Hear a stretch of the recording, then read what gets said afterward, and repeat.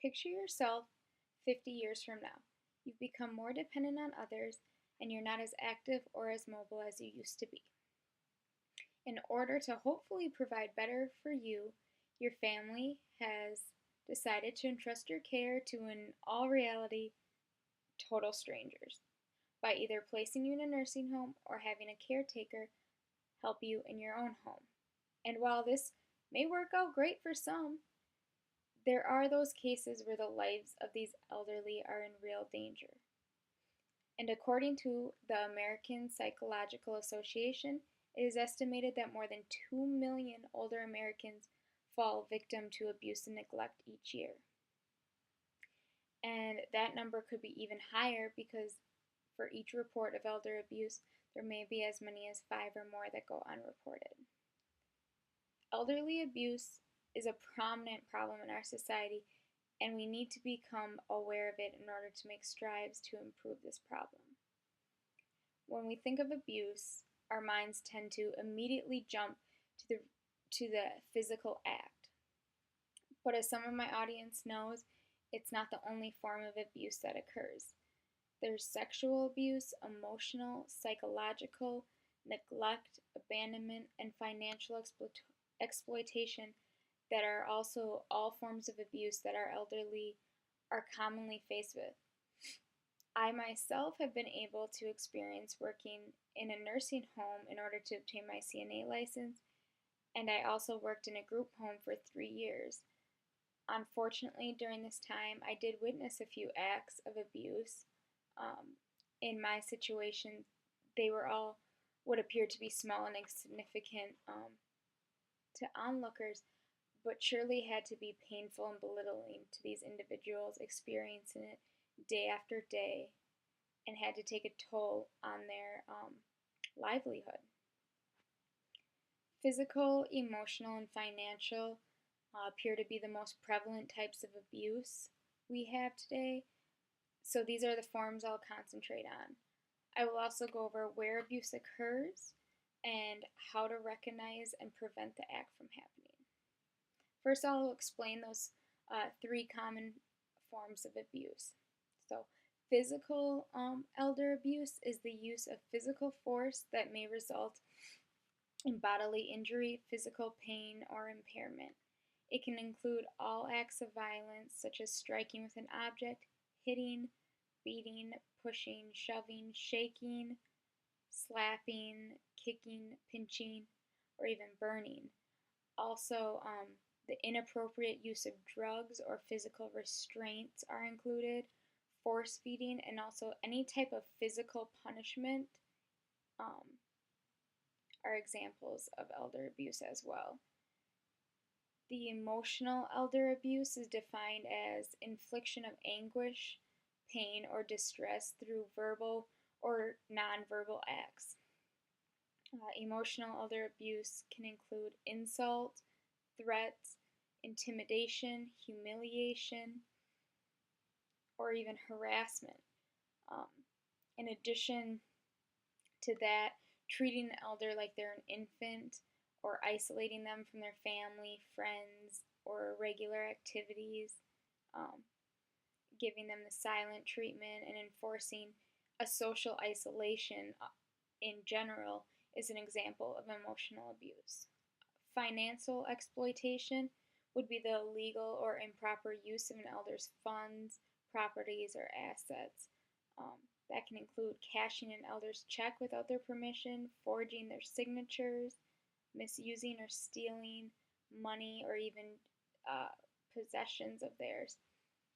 And then another thing that can occur in that financial exploitation is deceiving an elder into signing documents, contracts, or changing their will.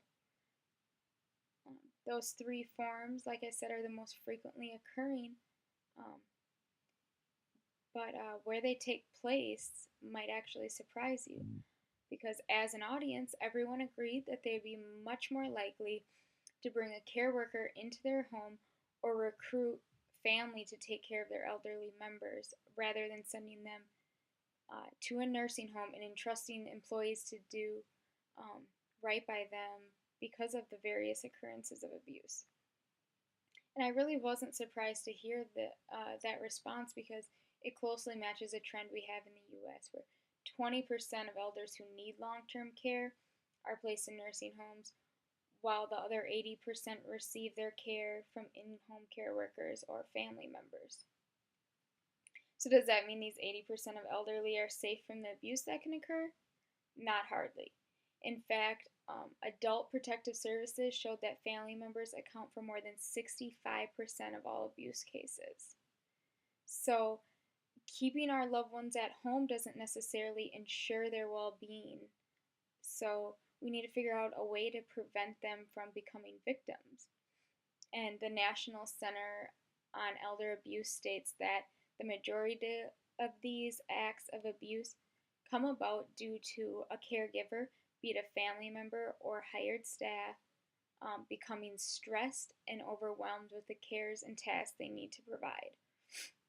So, the first step to preventing elder abuse is making sure that these caregivers have regular relief that they can always count on.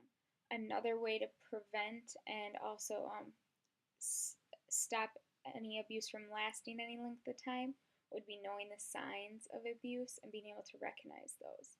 So I'll go over these most common signs we have, and that would be like noticing a lack of affordable amenities and comforts in an elder's home, a caregiver having control of an elder's money but failing to provide the elder's needs,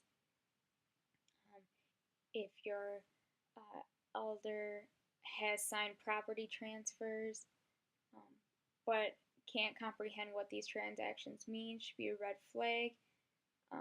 Giving uncharacteristically expensive gifts or financial reimbursement for needed care and companionship.